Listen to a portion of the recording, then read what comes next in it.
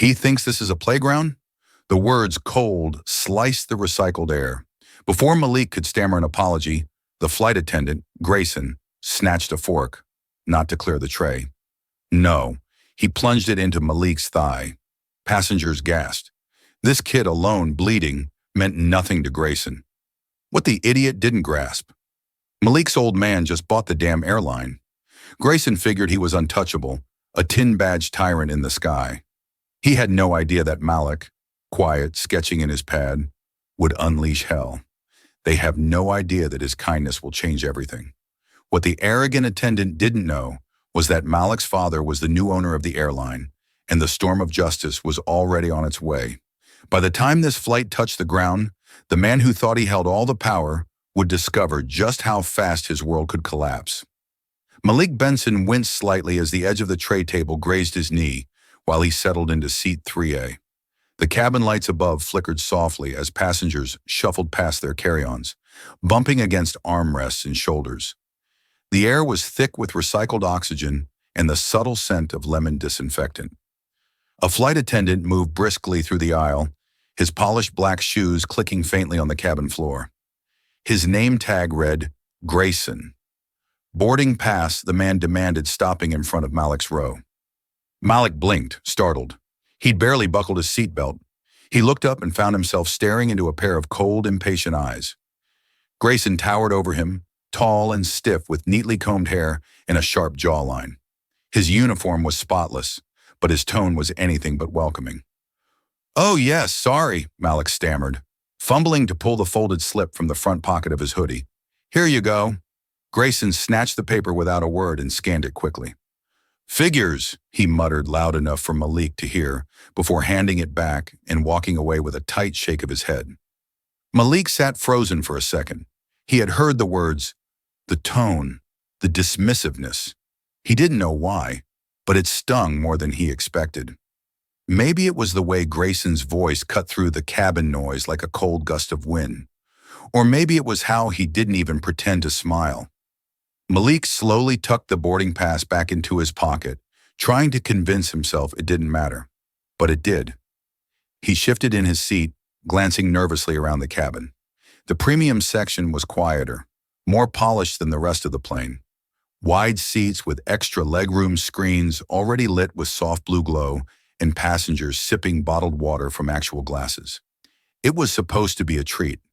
His dad had arranged it specially. Dorian Benson always did things right, organized, careful, thoughtful. Malik couldn't wait to see him again. 6 months apart had felt like forever, but now a knot had begun to form in his chest. From the corner of his eye, he caught Grayson glancing back again. That same look, as if Malik didn't belong there, as if his presence was a mistake.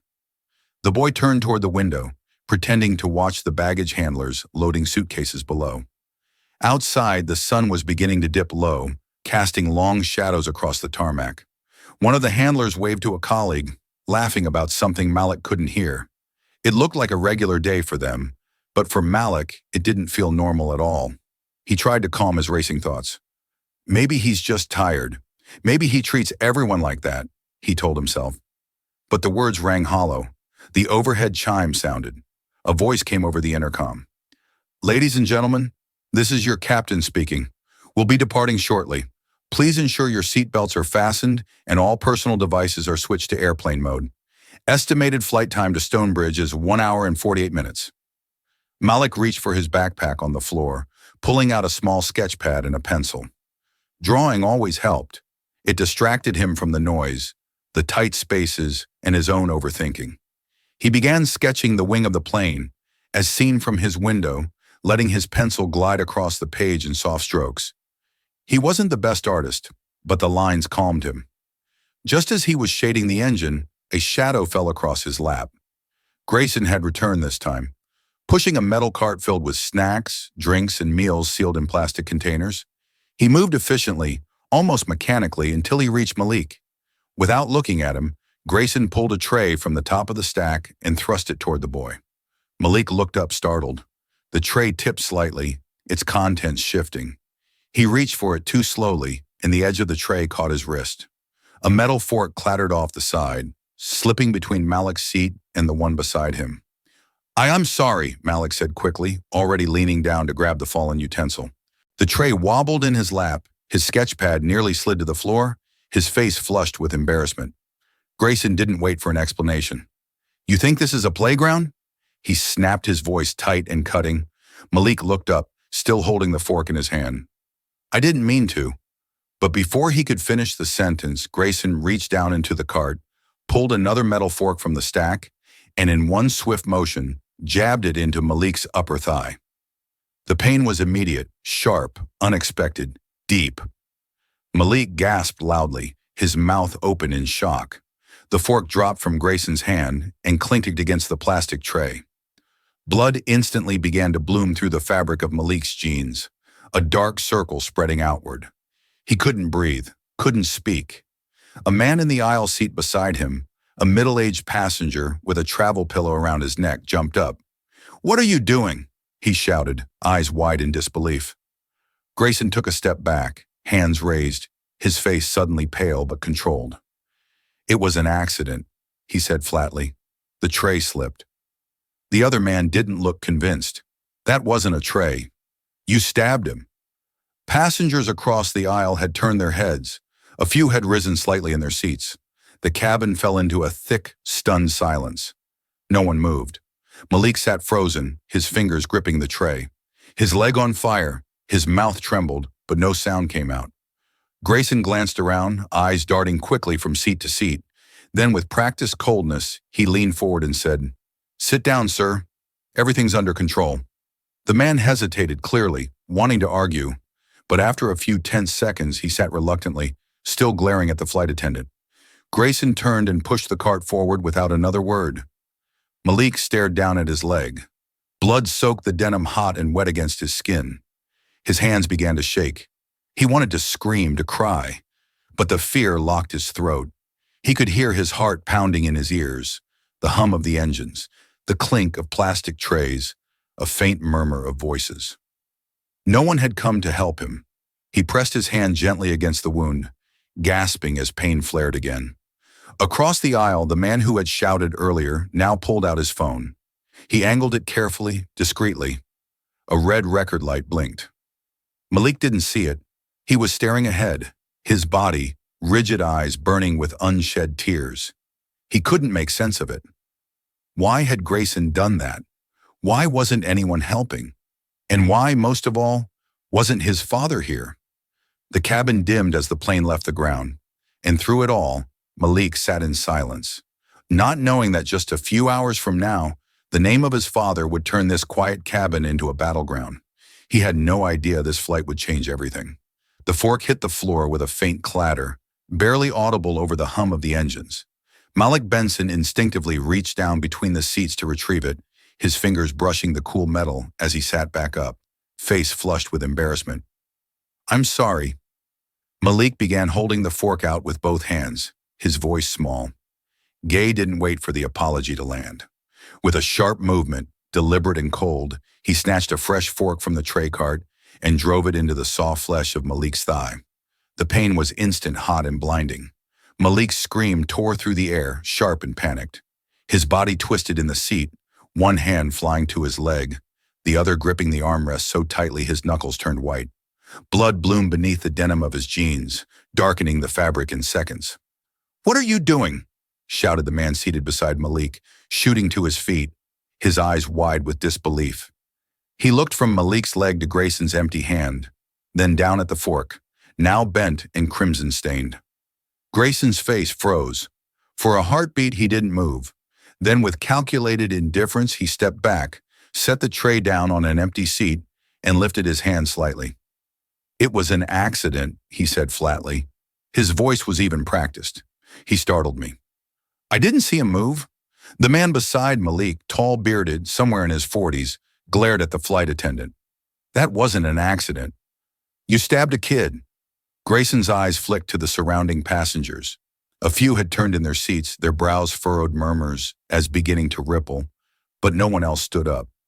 No one else spoke. The cabin, already dimmed for service, felt suffocating, heavy with tension. Malik hunched forward, trying to breathe through the pain. His hands trembled as he pressed his sleeve against the wound, but it only made it worse. The fabric stuck to the injury. His leg throbbed so hard he felt it in his stomach. Tears blurred his vision, but he refused to cry out again. He bit the inside of his cheek instead. Grayson leaned down just enough to speak without others hearing. "If you make another sound," he said, lips barely moving, "I'll tell the captain you were being violent. Think they'll believe a kid flying alone." Malik blinked, stunned. The threat struck harder than the fork.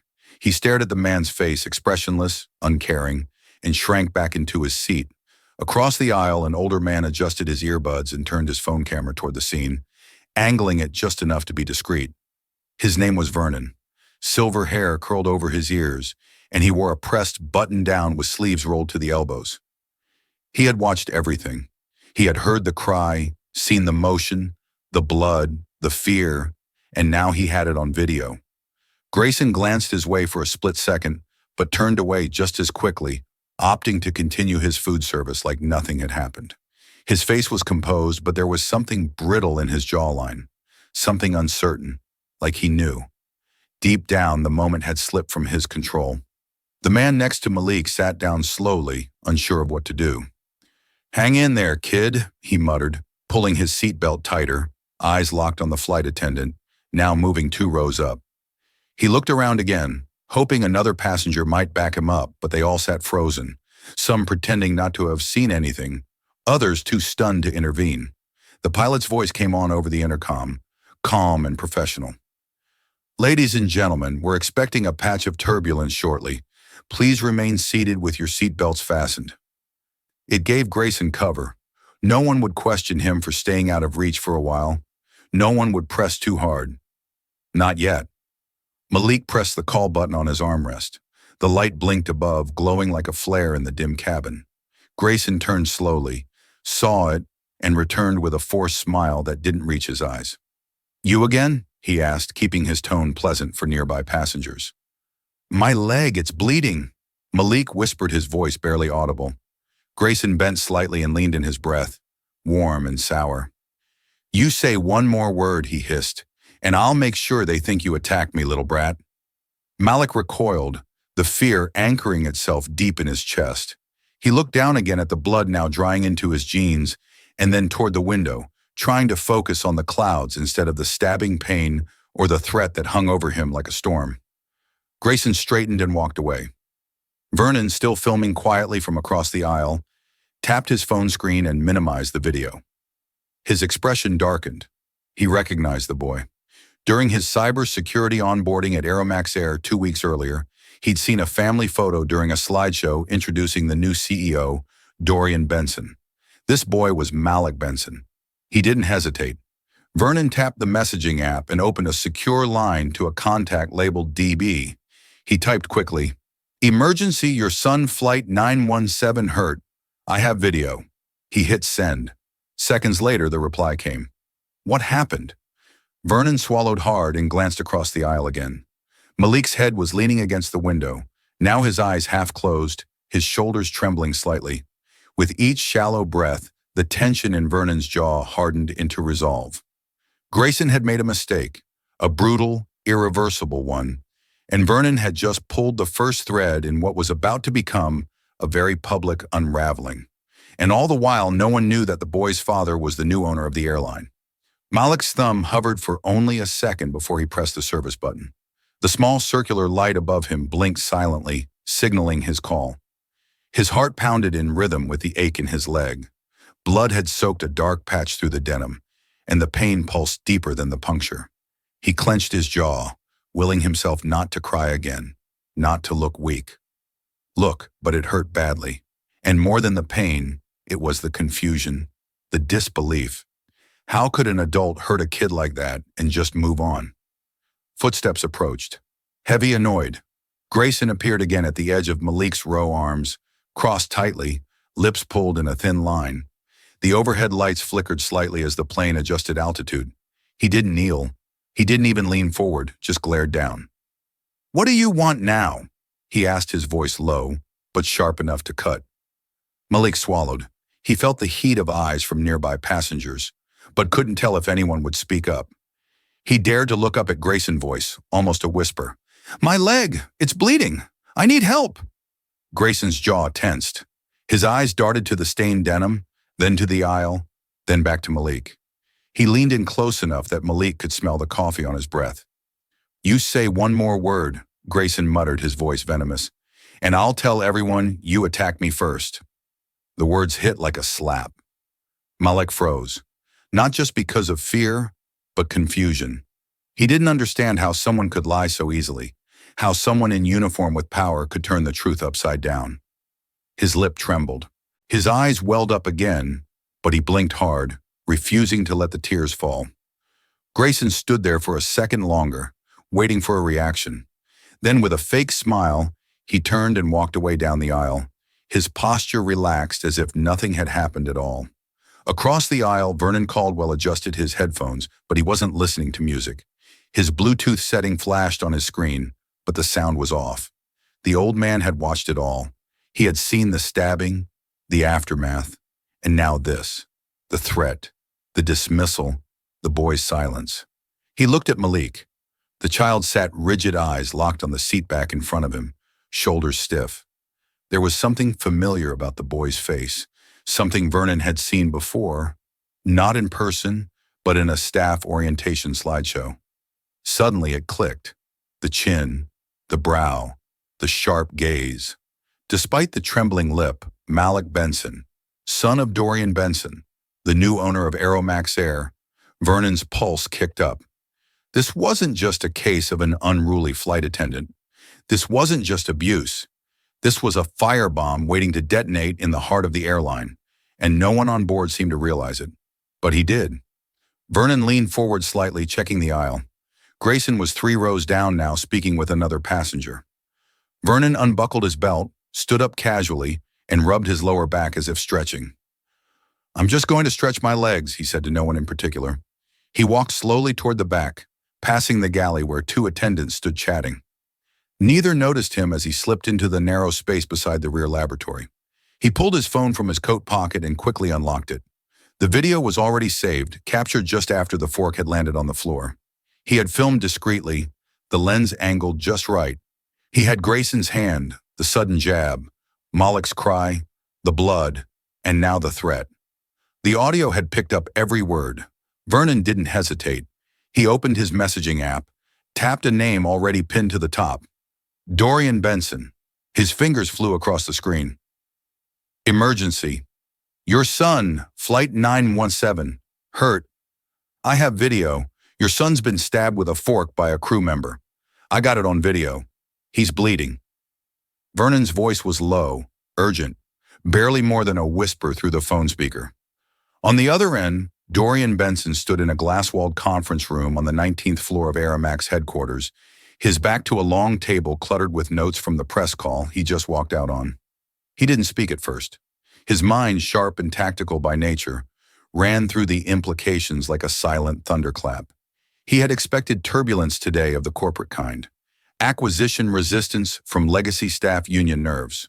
But this was not turbulence. This was fire. "Is he safe now?" Dorian asked, his voice remarkably steady. Despite the pressure mounting behind his temples, he stared at the far skyline, his reflection in the window betraying none of the storm brewing inside. "Not yet," Vernon replied. "They're not helping him. I think the flight attendant is trying to cover it up. His name is Grayson. I saw him threaten the boy after the stab. Malik's in shock." Dorian's jaw tensed, his throat tightened, but his voice held. "Stay with him. Don't make a scene. Just record everything. I'm on it." The call ended with a faint click, and Dorian's entire posture changed. His frame straightened, his expression sharpened, and his next moves came rapid fire. He stormed out of the conference room, his assistant, Lucas, trailing behind him, confused. "Sir, is the call over?" "Family emergency," Dorian said without looking back. "I need you to patch me through to 3 lines. Chief of In-Flight Security, Director of Cabin Operations, Director of Ground Response at Stonebridge." Now Lucas nodded and darted toward the communications desk. Within minutes, Dorian was locked inside a private control room with 3 blinking lights on the phone panel in front of him. He pressed the buttons one by one, his voice clipped, composed, lethal. This is Benson. I need full immediate oversight on Flight 917. We've had an incident involving crew on passenger assault. Minor injured. Get eyes on the jet. When it lands, I want it sealed and secured. No one leaves until internal response meets that aircraft on the bridge. Clear. All three voices on the other end gave overlapping affirmations. But Dorian didn't wait for debate. I want footage, body cam, passenger video, and any prior history on that crew member, Grayson Monroe. Pull his record. If there's even one red flag, I want it flagged.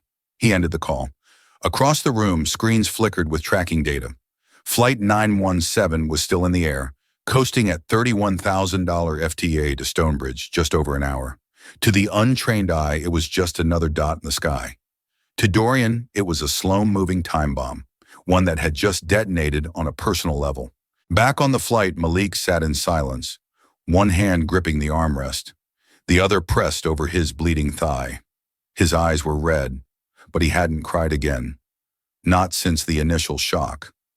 Grayson had passed by once more, and with a lowered voice said, "Better not say a word when we land." Malik didn't reply. He simply turned his face toward the window, trying to force his breathing into a quiet rhythm. The pain was real, but so was the fear. He didn't fully understand what was happening, why someone who was supposed to help had hurt him, why no one else had stepped in, and what would happen when the plane landed. Behind him, Vernon sat still as stone. He'd returned to his seat, but hadn't stopped watching. Every time Grayson walked by, Vernon's fingers twitched. He had the footage backed up 3 times, one on the cloud, one on a hard drive built into his smartwatch, one on a private network that routed through Airmac's internal servers. He didn't trust coincidence, and he didn't trust silence. The flight, though calm on the surface, was now a battlefield of secrets. Grayson thought his smirk was still armor. He moved down the aisle as though nothing had happened.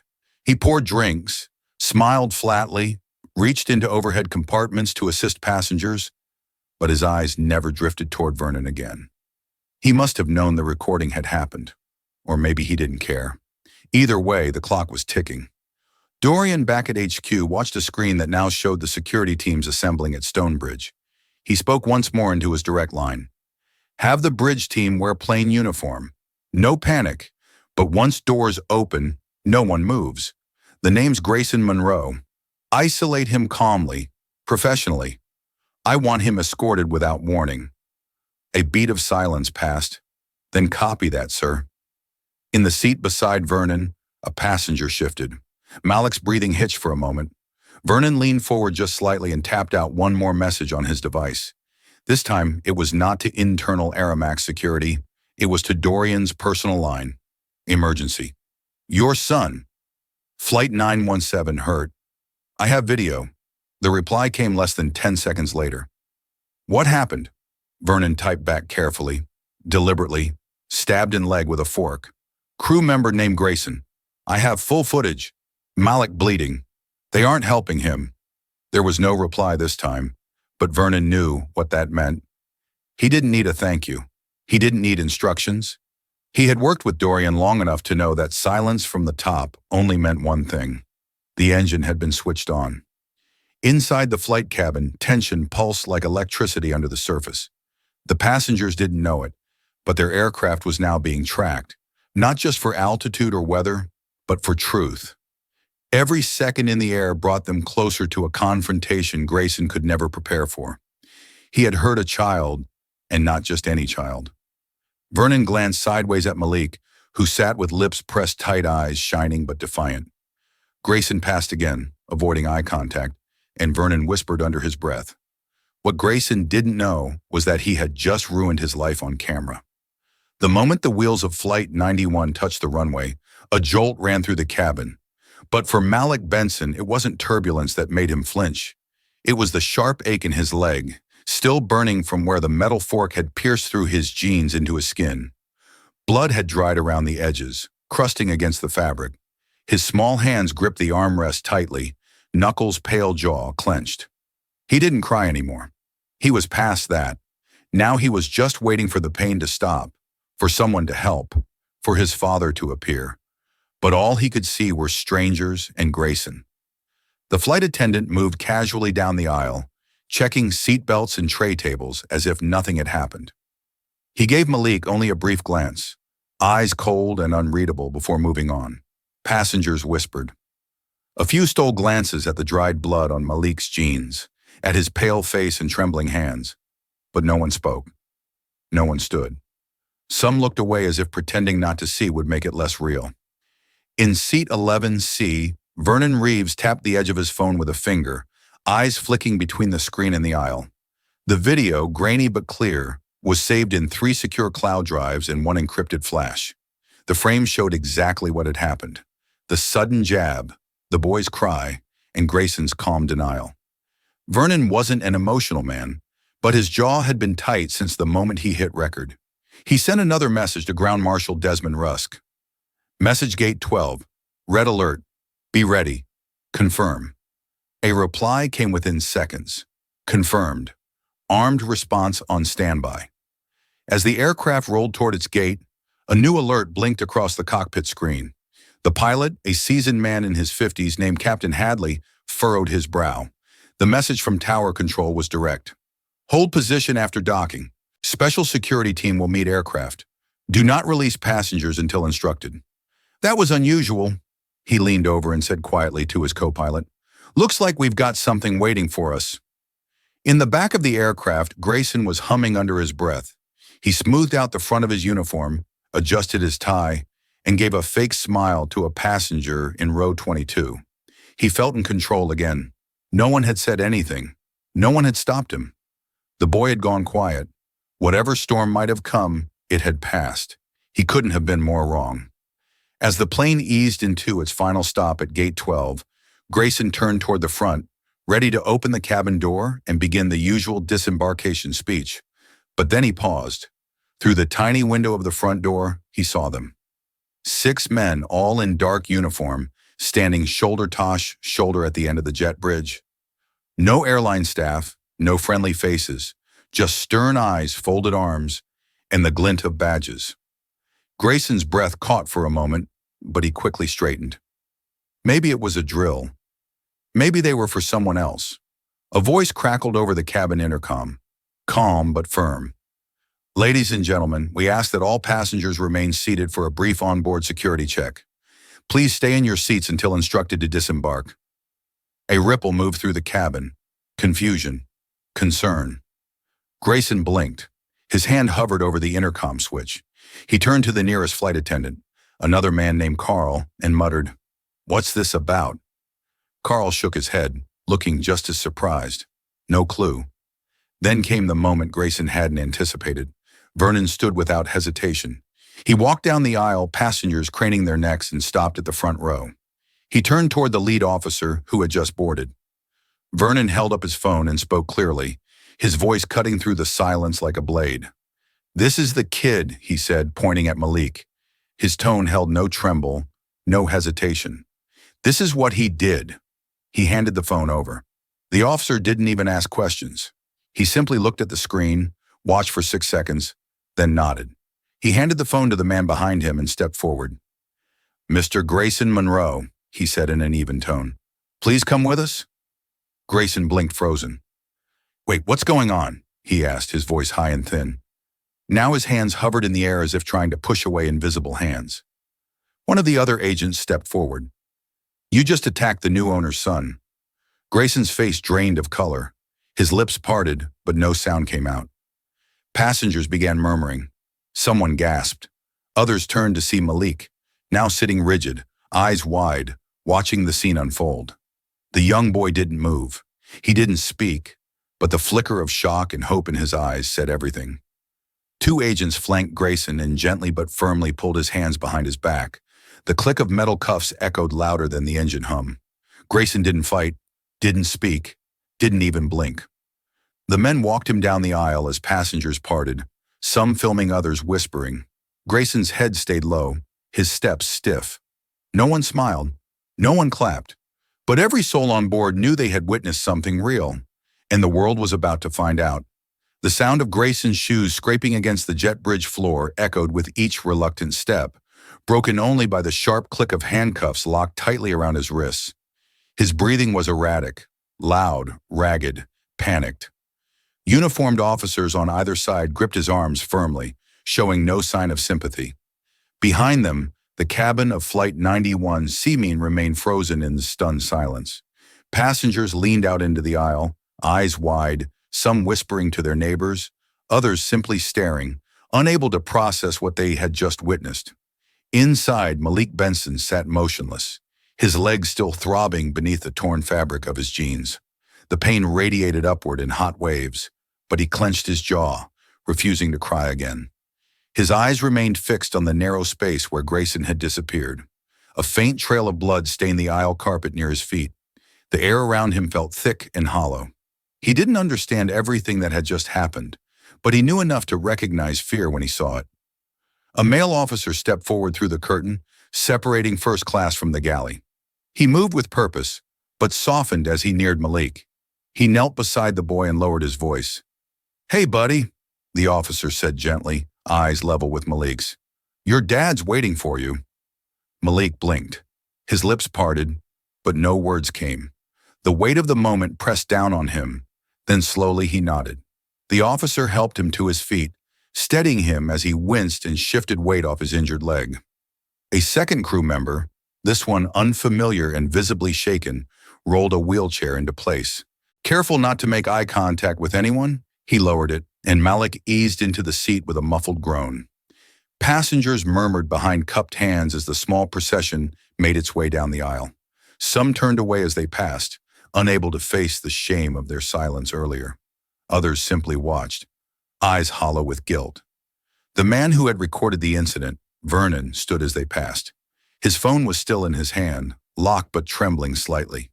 He said nothing, only gave Malik a small nod as he followed behind. The cabin door hissed open. Beyond it, a stark hallway of polished tiles and airport lighting stretched into the distance. But at the gate, standing just inside the threshold, was a tall, broad-shouldered man in a navy blue suit. His hands were clasped in front of him. Two security officers flanked him, but their presence felt secondary. All eyes locked onto the man at the center, Dorian Benson. His gaze scanned the group, instantly landing on the boy in the wheelchair. The moment their eyes met, his expression shifted. Anger softened into aching relief, tension melting into quiet fury. Without a word, Dorian stepped forward. He dropped it to one knee in front of his son, his suits creasing his hands steady as they rested on either side of the chair. "I'm here, son," he said, voice low and full of steel and sorrow. Malik's lip trembled, his eyes filled again, but he blinked hard, refusing to let the tears fall. "Dad, he really stabbed me." Dorian closed his eyes briefly, his jaw tightening as he exhaled slowly. The hallway around them seemed to blur the noise, dulling beneath the weight of his silence. When he opened his eyes again, they were blazing with quiet fire. "I know," he said. "I saw the footage." He didn't pull Malik into a hug. Not yet. Instead, he straightened his jacket and turned sharply toward the head of airport security, a tall, square-jawed man in his 50s named Chief Erston, who had arrived just moments before the plane landed. "Every legal procedure must be followed." Dorian stated, his voice loud enough to silence the gate area. "I want an internal investigation started tonight. Full review of Grayson Monroe's history and anyone who ever signed off on his behavior." Rustin nodded, recognizing that this wasn't a request. "Understood." Dorian's eyes flicked to the cameras mounted in the corners, to the passengers still seated inside the plane, and finally to a young male reporter loitering near a column with his phone half raised. "And make sure the media doesn't twist this story. We're controlling the narrative. No spin, no half-truths. I won't let this be turned into something it's not." He turned back to Malik. For a moment, the fury behind his eyes gave way to warmth. He reached out, placing a firm hand on his son's shoulder, anchoring him. "I promised I'd protect you," he said softly, so only Malik could hear. And now the entire airline was about to feel the weight of that promise. The sterile, hushed atmosphere of Aeromax's operations center did little to calm the rising storm within Dorian Benson. A quiet panic, almost imperceptible to an outsider, had already begun to ripple through the highly trained staff. Dorian's assistant, Lucas, a man known for his meticulous efficiency, stood before him, a stack of digital reports glowing on his tablet. He had already compiled the crucial documents, the flight manifest of Flight 917, Grayson Monroe's entire personnel record, and a detailed chart of the current chain of command within in-flight operations. Each file was a potential piece of a disturbing puzzle. Dorian walked in his presence, immediately commanding attention, even as his focus remained entirely on his son Malik. His face pale and eyes wide with a mixture of confusion and pain sat carefully beside him, his jeans still showing a faint dark stain where the makeshift bandage clung to his injured leg. The contrast between the boy's vulnerability and the immense power Dorian now wielded was stark attention that hummed in the air around them. Dorian's voice, though low and controlled, carried an unmistakable edge of resolve that silenced the room. "Tell me everything about Grayson Monroe." He ordered, his gaze fixed on Lucas. Lucas swallowed a barely audible click in the quiet room. He adjusted his glasses, his fingers tapping almost imperceptibly on the tablet screen. 10 years with the airline, sir." He began, his voice tight with professional deference. 2 prior complaints on his record, one for verbal abuse, another for a use of force claim on a different flight. Both were dismissed. Dorian's eyes narrowed, a muscle in his jaw clenching. The dismissals immediately raised a red flag. This wasn't just about a rogue employee. It was about a system that allowed such behavior to persist. By whom? He pressed his voice like a low rumble before a storm. Lucas hesitated, a flicker of discomfort crossing his features. He knew the answer would displease his new boss, the Vice President of Cabin Operations, Sir Martin Kellum. The name hung in the air, a sour taste in Dorian's mouth. Martin Kellum. The very name stung. Kellum had been flagged in Dorian's initial assessments of the company's leadership, a figure known for his ruthless efficiency in cutting corners, and more disturbingly, for his knack for burying inconvenient incidents to protect public relations numbers. This wasn't just a coincidence. It felt like a direct link to the rot he suspected festered within Aramax. The thought of his son being a victim of such systemic negligence fueled a quiet fury within him. "Bring him in now," Dorian commanded, his voice devoid of any warmth, sealing Kellum's fate with those 3 sharp words. Meanwhile, Malik sat quietly, his eyes darting around the sophisticated control center. The flashing lights of the monitor, the hushed conversations, the palpable tension in the room. It was all overwhelming, a world away from the ordinary school day he had envisioned. He still couldn't quite believe that any of this was real, that his father, the man who had always been a rock of stability, now owned this sprawling, complex entity. "I didn't know you owned the whole airline," he whispered, his voice barely audible above the low hum of the machinery. Dorian turned, his stern expression softening as he met his son's gaze. He knelt, bringing himself closer to Malik's level, a rare moment of vulnerability in the midst of the escalating crisis. "You were going to find out today," he said, his hand briefly resting on Malik's uninjured knee. "I just didn't want it to be like this." The unspoken sentiment was heavy between them.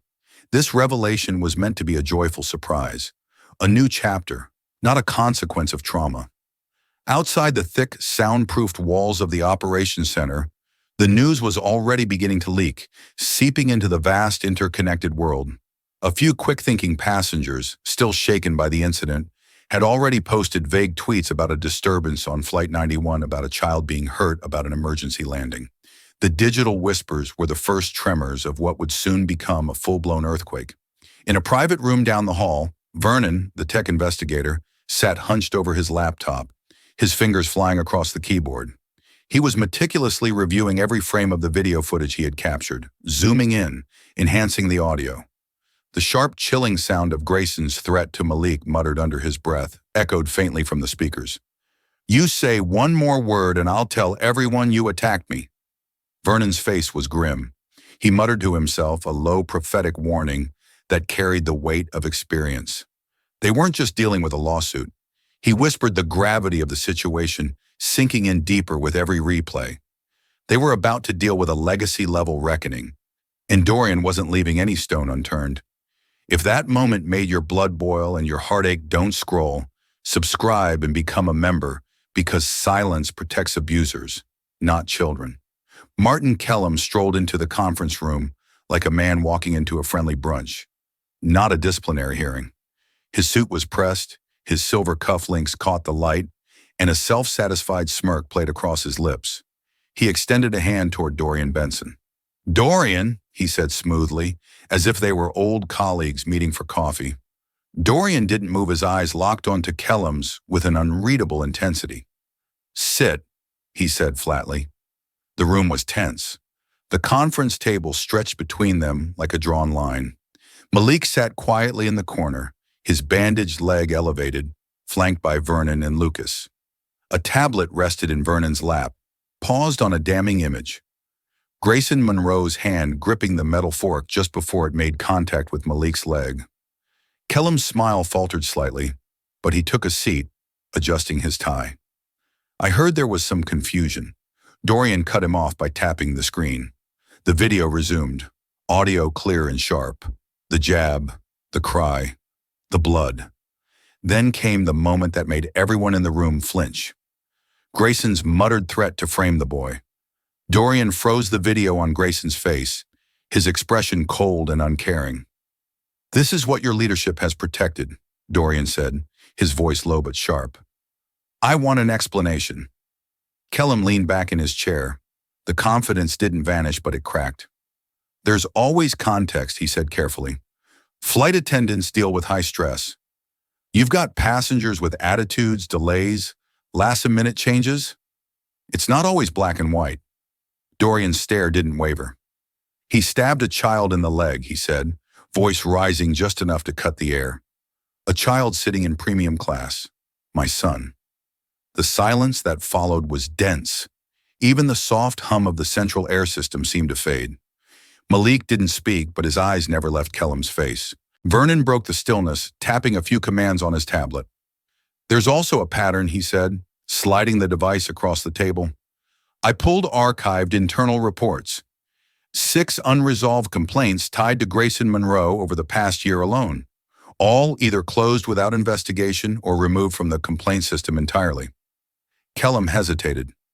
That data wasn't verified. Some passengers file complaints just because a crew member didn't smile enough. Lucas stepped in, now holding a printed folder. Except these weren't about tone. One mentioned physical intimidation, another alleged racial bias. The rest include key words like verbal aggression and threatening behavior. All of them were marked as no action required under your signature. Dorian stood slowly. His chair made no sound, but the gravity of his motion was unmistakable. "Effective immediately, you're suspended. Your credentials are revoked, and our legal team will follow up by morning. Until then, you are not to contact any Aeromax employee, board member, or staff." Kellum's mouth fell open, the words catching in his throat. He stood the chair screeching behind him. "You can't do this. I've been with this airline longer than I already did," Dorian said, his voice like steel, sliding from a sheath. 2 security officers entered from the hallway, summoned silently by a text moments earlier. One stood behind Kellum, the other opened the door. There was no need for force, just presence. Kellum's expression shifted from fury to something closer to disbelief. He walked out stiffly, not looking back. Once the door closed, the room exhaled. Dorian turned to his son, whose eyes were wide with silent awe and something deeper. Trust. He knelt beside him, one hand resting lightly on Malik's shoulder. "What happens to Grayson now?" Malik asked, his voice quiet but steady. Dorian didn't blink. "We let the law handle it, but we're going to clean every corner of this airline, and we'll start with everyone who thought they were untouchable." The morning light filtered through the tall glass windows of Dorian Benson's office, casting sharp angles of sunlight across the polished conference table. The atmosphere inside, however, was anything but peaceful. The video footage Vernon had captured the moment Grayson drove a metal fork into Malik's leg had just gone live. Not leaked, not shared in some chaotic social media whirlwind, but strategically released. Dorian's legal team had spent the night trimming every unnecessary second, removing audio commentary and making sure only the truth stood raw, unforgiving, and powerful. Across digital screens, the headline lit up in bold. "Boy injured by flight attendant airline CEO's son, the victim." The story spread like wildfire. Within minutes, social media was flooded with reactions. most filled with outrage, disbelief, and demands for immediate justice. Hashtags trended. Comment sections exploded. But Dorian didn't flinch. He sat at the head of the long conference table, surrounded by his core team, legal advisors, PR strategists, internal affairs leads. The air buzzed with tension, the low hum of a dozen devices receiving alerts, emails, and calls nonstop. Vernon stood by the window, arms folded, gaze fixed on his phone. "They're calling it a scandal," he muttered. "Most people are still assuming it was an accident, but some, they're catching the details. They're putting it together." Dorian didn't lift his eyes. He simply said, "Good." The youngest of the PR team, a nervous man named Felix, cleared his throat. "Sir, we should expect backlash. Questions about whether this is personal revenge, about why you're pushing the video now. Media might think we're trying to control the story too tightly." Dorian looked up slowly, his voice even and cold. "Of course we're controlling it. That's the point. We don't feed chaos. We feed facts." At that moment, the door opened. A tall man in a charcoal suit stepped inside. It was Jordan Price, Dorian's legal director, his expression unreadable as he approached. "Gas Monroe has been arrested," Jordan announced. His voice cut through the room like a blade. 3 charges: assault on a minor, intent to cause bodily harm, and obstruction of emergency aid. For a moment, silence fell. No one moved. Vernon let out a low breath, but Dorian remained perfectly still. "Is he still in custody?" Dorian asked. "Booked downtown. No bail posted yet. We've also filed a preliminary civil claim. We'll be serving him formally by tomorrow morning." "No settlements," Jordan said firmly. "Good," Dorian replied, his fingers tapping once against the table's surface. "Make sure the judge knows exactly who tried to bury previous complaints. We're building more than a case. We're building precedent." Across the hall, the door opened again. This time it was Malik. The boy walked in slowly, still favoring his injured leg. The lounge he'd been resting in was quiet, but the silence in the conference room was heavier. All eyes turned to him, and for a moment, Dorian's entire posture changed. His shoulders softened, his jaw relaxed. "Dad," Malik said, voice small but steady. Dorian stood immediately, walking over. "Yeah, son." Malik looked up at him, something different in his eyes now. Not fear, not even confusion, just a quiet clarity. "Are you sure you want to do all this?" he asked. The room grew still again. Dorian looked down at his son, searching his face, not for permission, but for understanding. His answer came slowly but without doubt. "No one touches my son and walks away," he said, resting a hand gently on Malik's shoulder. "Not now, not ever." And justice was just getting started. The metal door slammed shut behind him with a hollow echo. Grayson Monroe flinched at the sound, his hands cuffed in front of him, the cold steel biting into his wrists. He had spent years barking orders at passengers walking aisles like he owned the sky. But now, seated on a metal bench inside a holding cell, that wryer of sweat and bleach, the power he once clung to, had dissolved. His back pressed against the wall, he stared ahead, unfocused lips parted as though he was still trying to process how he had ended up here. A single fluorescent bulb flickered overhead, casting an unforgiving glare across the small space.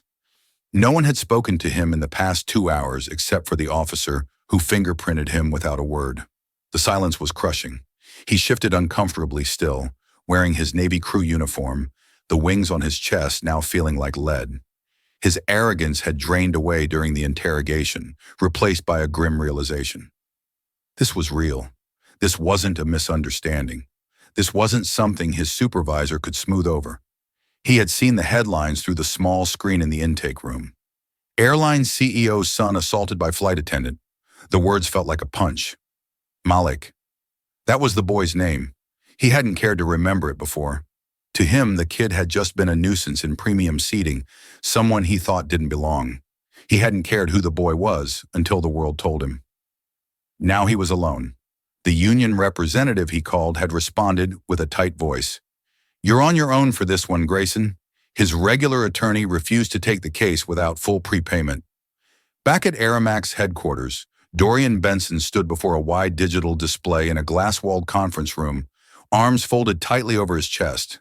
His eyes scanned the data streaming down the screen. Years of employee complaint logs, incident reports, and internal emails now being recompiled under a newly launched initiative he had personally named Clean Skies. "Bring up the historical misconduct files," Dorian instructed. His voice was low but carried the weight of command. Across from him, Vernon tapped swiftly on a tablet, the screen casting a blue hue across his focused face.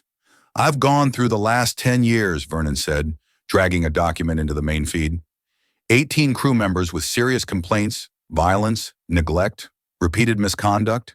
Most never followed up. Almost all share one thing in common: no formal disciplinary action." Dorian's jaw tightened. Start interviews, no leniency. The tension in the room deepened. Outside the glass walls, staff moved with urgency. Security officers were scanning employee access points, HR teams combing through files, and tech engineers reviewing tamper logs in the complaint database. This wasn't just about Malik anymore. In a private room down the hall, Malik sat with his hands folded in his lap, his posture rigid despite the bandage still wrapped around his leg. Across from him sat Dr. Raiden Knox, a man in his mid-40s with a gentle but alert demeanor. A notepad rested in his lap, but he didn't write yet. He listened. "Tell me what happened after he handed you the tray," Raiden said softly. Malik hesitated. "I dropped the fork by accident. I tried to say sorry. He just looked angry, like I wasn't supposed to be there." Raiden nodded but didn't interrupt. "Then he stabbed me," Malik said, his voice shaking only slightly. "He didn't help. He told me if I said anything, he'd say I attacked him." Raiden's eyes narrowed just a fraction. "And what did you do then?" "I stayed quiet," Malik whispered, "but I pressed the button. I hoped someone else would come." Raiden paused. His pen moved now, careful, deliberate strokes. When the interview ended, he stood and gently placed a hand on Malik's shoulder before walking out. He stepped into the hallway, leaned against the wall, and opened his notepad. At the very top, in block letters, he wrote, "Intent, pattern, culture, rot." He closed the cover eyes sharp. Down the hall, Vernon approached with a list of names for internal review, and Dorian joined them seconds later. "What did he say?" Dorian asked quietly, nodding toward the interview room. Raiden handed him the notepad without a word. Dorian scanned the line, his fingers tightening around the leather cover. "Burn it down," he muttered. "Burn out every last trace." And as the screen inside the operations center lit up with one name after another, red flags flaring against years of ignored warnings, Dorian Benson set his eyes forward, not on revenge, but on reconstruction. And Dorian Benson was going to burn out every last trace of it. The microphone crackled for a brief second before Dorian Benson stepped up to the podium, his suit crisp, his posture unshaken. Behind him stood a solid wall of authority. Vernon with his arms crossed, Dr. Raiden Knox reviewing a set of documents in his hand, and 3 members of Dorian's legal team flanking them like sentinels. The seal of Aeromax Air was draped across the backdrop, large and unmistakable. The press had gathered fast. Cameras clicked like insects in heat, and murmurs filled the air like static. But when Dorian began speaking, the noise stopped. "My son was assaulted by someone we trusted to ensure passenger safety." He said, his voice even but with an edge that cut through the silence like steel. "But this isn't about a single bad apple. This is about the barrel that let him rot." There was no hesitation, no apology masked in legal softness. He was declaring war on the rot within his own company, and everyone present knew it. He continued laying out a clear plan that no executive in the industry had dared to implement until now. Starting today, all passenger complaints will be reviewed by an independent civilian board, not Aeromax staff. A new oversight system will allow passengers to submit real-time reports directly through the in-flight interface anonymously if they choose. And every single cabin crew member will undergo retraining, empathy-based, trauma-informed, and overseen by external evaluators. A hand shot up from the front row, a wiry journalist in a blue shirt. "What about Grayson Monroe? Is the company pressing charges?" Dorian didn't blink. "He will face the law like any other citizen." The room stiffened. Journalists exchanged looks. No deflection, no delay, just a fact.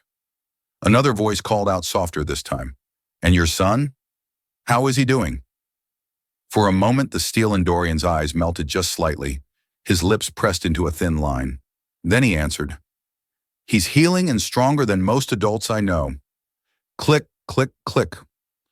The sound of camera shutters returned, but they no longer felt invasive. They were documenting something different now. An airline in the process of transformation. A man publicly choosing accountability. As Dorian turned away from the podium, Vernon stepped forward to intercept a cluster of questions. Dr. Knox nodded once to a man in the back who began distributing press kits. Everything was coordinated. Everything was deliberate. Meanwhile, 2 floors above, Malik Benson sat in a quiet lounge overlooking the central courtyard. The walls were high and bright, framed with green plants and soft lighting. He sat curled in a leather chair, a blanket over his legs and a tablet in his hands. The live stream was still playing the press conference wrapping up. He watched as the cameras panned over his father, strong, calm, in control, and something stirred in his chest. He didn't know how to feel. Embarrassed because the world now knew his name for the worst reason imaginable. Proud because his father hadn't backed down. Confused because all he had wanted was to see his dad again, not be at the center of something this huge. The door opened gently. Vernon stepped in carrying a bottle of water and a familiar half-smile. He walked over, handed Malik the drink, and sat on the nearby couch without speaking. For a long minute, they just listened to the faint buzz of the TV. Finally, Malik turned. "Do you think people will believe me?" Vernon's smile deepened. He leaned forward, elbows on his knees. "They already do," he said quietly with absolute certainty. Malik looked back at the screen one more time.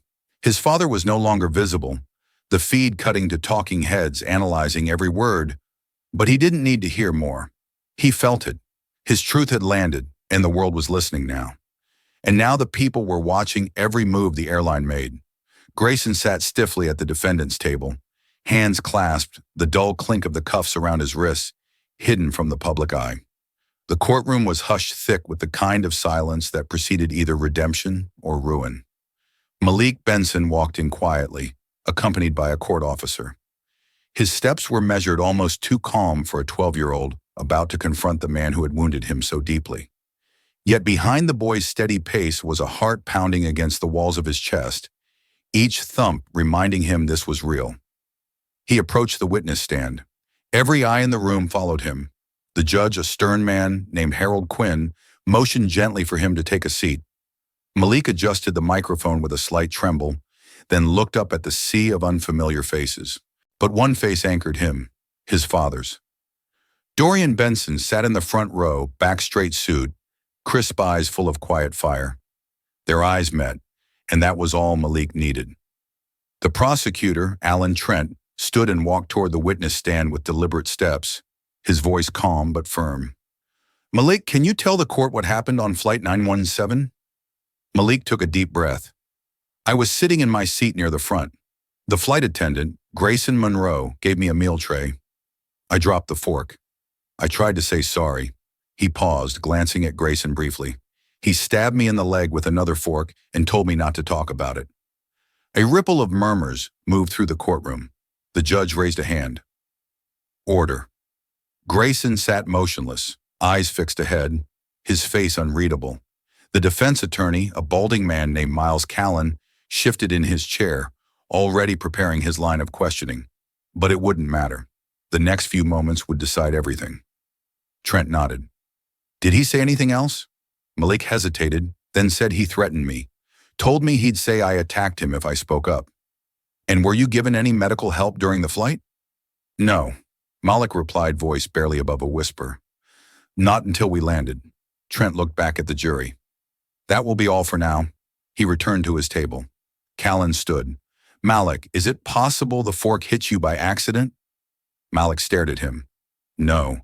Could the turbulence have caused it?" "There was no turbulence when it happened." Callan rubbed his temple. "Is it possible you misunderstood?" "I didn't misunderstand being stabbed," Malik said, his voice steady, now louder. Callan stopped. A moment of silence stretched. Then he sat back down. The prosecutor called the next witness, Vernon Green. Dressed in a dark blue suit, he took the stand confidently and laid out his credentials. Senior tech consultant for Aeromax security systems expert. Then came the footage. The video was played without sound. First Grayson leaning forward, Malik flinching the visible jab, and the moment Malik clutched his leg. Then the audio. Grayson's words hissed through the speakers.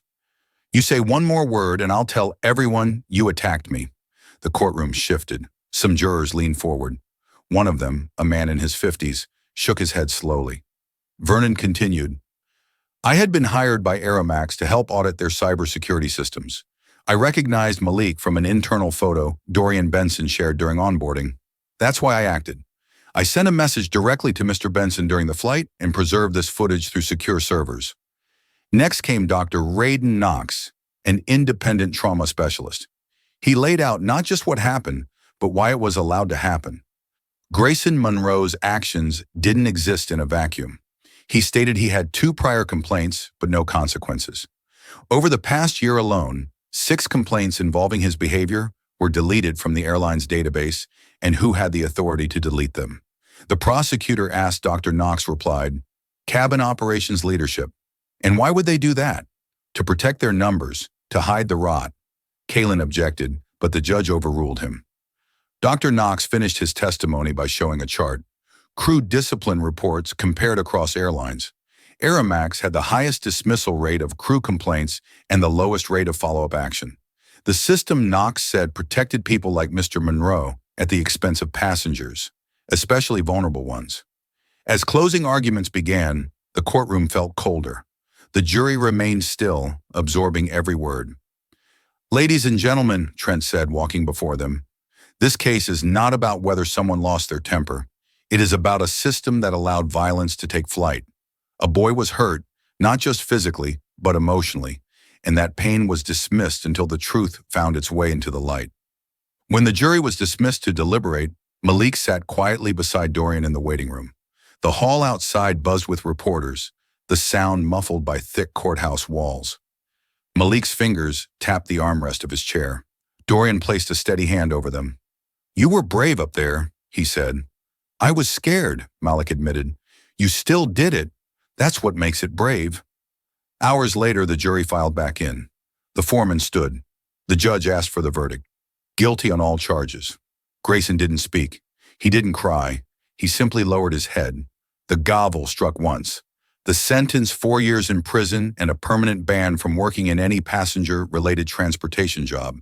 Malik didn't look at him as he was led away. Outside the courthouse, cameras snapped, but Dorian gave no speech. He simply placed his hand on Malik's shoulder and guided him through the crowd in silence. They entered the waiting car, neither saying a word until they reached their new home. That evening, Malik sat beside his father on the living room couch, wrapped in a blanket, a warm cup of tea in his hands. "Dad," he said softly, "do you think people will stop being cruel like that?" Dorian looked at his son, his voice calm, his eyes thoughtful. "Some won't, but if people like you keep telling the truth, more will be afraid to try." And that's how a 12-year-old made an entire system change. The question came without warning. "Can you tell us about a time you were brave?" the teacher asked, glancing around the classroom filled with posters of famous leaders and quotes about character. Malik Benson, now back in school for nearly 3 months, felt his heart skip a beat. He sat quietly at his desk, eyes on the blank sheet in front of him. Other students had already begun scribbling answers, but Malik's pen hadn't moved. His right leg, still healing, was stretched out slightly beneath the desk. The dull ache of scar tissue, a constant reminder of what had happened. Mr. Carter, a tall, composed history teacher with streaks of gray in his beard, walked past his row. "You okay, Malik?" he asked softly. Malik nodded. "Yes, sir. Just thinking." Mr. Carter gave a small, respectful nod and moved on.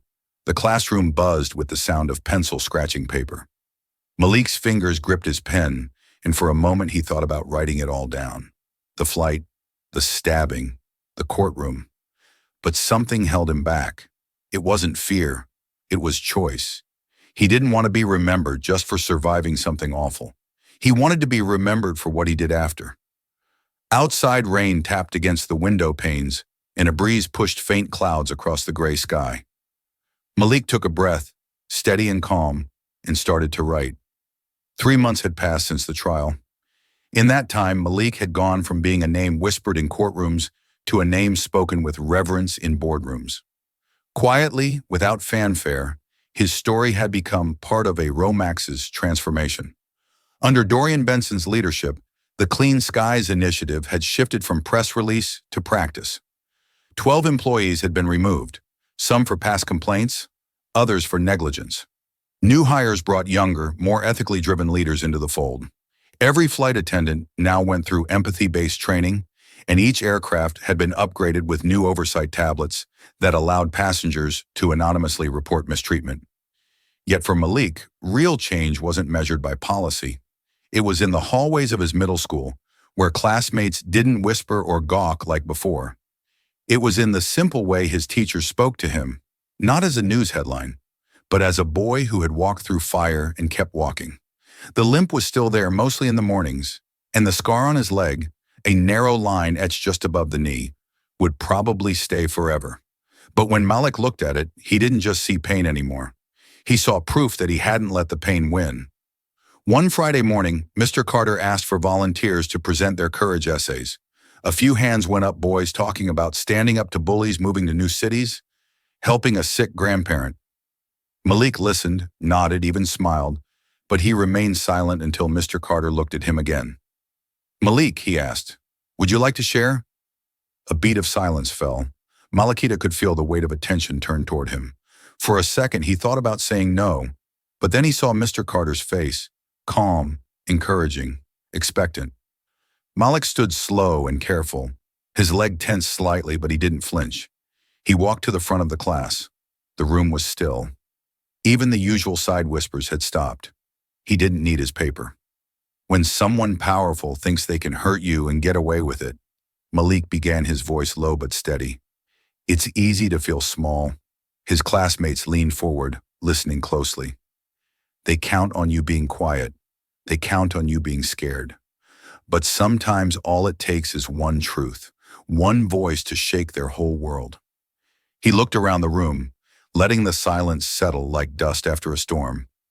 Mr. Carter, who had been leaning against the whiteboard, turned away briefly and wiped under his glasses. And that's when Malik realized he wasn't just a victim. He was proof that justice works when you don't stay silent. The curtain dropped. A breathless silence washed over the crowd gathered on the tarmac outside Terminal 6, the new heart of Aeromax rebirth. Standing in the golden light of late afternoon, every guest executive and employee turned their eyes to the aircraft that had just been unveiled. There it was, sleek silver, modern, a symbol of change. But it wasn't the engineering that drew gas.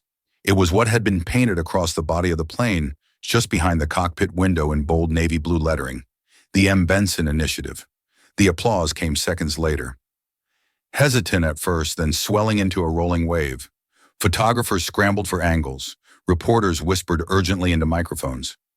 Cameramen captured the moment as it spread like fire across social media feeds. But none of that reached Malik Benson's ears. He stood frozen near the edge of the stage, eyes wide, staring at the name printed across the aircraft's body. His name. His father stepped beside him, a proud but composed figure in a charcoal gray suit. Dorian Benson didn't say anything at first. He simply held Malik's hand, not as the CEO of an airline, but as a father who had kept a promise. Then he gently guided Malik forward toward the microphone position center stage. Malik's legs trembled slightly, not from pain this time, but from the weight of attention. Cameras zoomed in, crowd hushes deepened, and for a moment the only sound was the distant hum of a ground crew engine. Dorian crouched beside him, one hand on his shoulder, the other gesturing toward the aircraft behind them. "This is yours," Dorian said softly, his voice just loud enough to be caught by the mic, but intimate enough that only Malik seemed to truly hear it. "Every plane we launch under the new code of conduct will carry your name because this company doesn't exist without your courage." Malik blinked once, twice. His throat tightened. The knot in his chest swelled as he looked up at his father's steady face. "I didn't do anything big," he whispered. "You told the truth," Dorian replied, squeezing his shoulder. "That's the biggest thing anyone can do." Behind them, a panel of Aeromax executives stood still. One of them, Vernon Knox, had tears in his eyes but didn't move to wipe them. He understood what this meant, what it cost. what it was about to change. Malik finally stepped toward the podium. His voice wasn't loud, but it was clear. "I didn't know my name was going to be on a plane," he said, glancing up briefly. "I just wanted people to believe me." The crowd remained utterly silent, listening. "I thought being hurt meant you had to stay quiet. But sometimes when you speak up, people finally look." The applause came again, this time softer, less for celebration and more for respect. Malik stepped back, and Dorian wrapped an arm around his shoulder. He guided him to the edge of the stage as cameras flashed once more. Then away from the microphones, Dorian bent down and whispered, "This isn't a thank you. This is a reminder that even giants can fall when the smallest voice speaks up." In that moment, surrounded by flashes of applause and the humming engines of a new future, Malik understood something powerful. He didn't need revenge. He didn't need fame. He just needed to know that the next time a kid like him boarded a plane, no one would ever dare raise a fork again. And the skies were never the same after that. He stabbed the wrong child and answered to the one man who now signs his paychecks. If you stand for justice, strength, and respect, hit subscribe and join the channel. Together we rise. Disclaimer.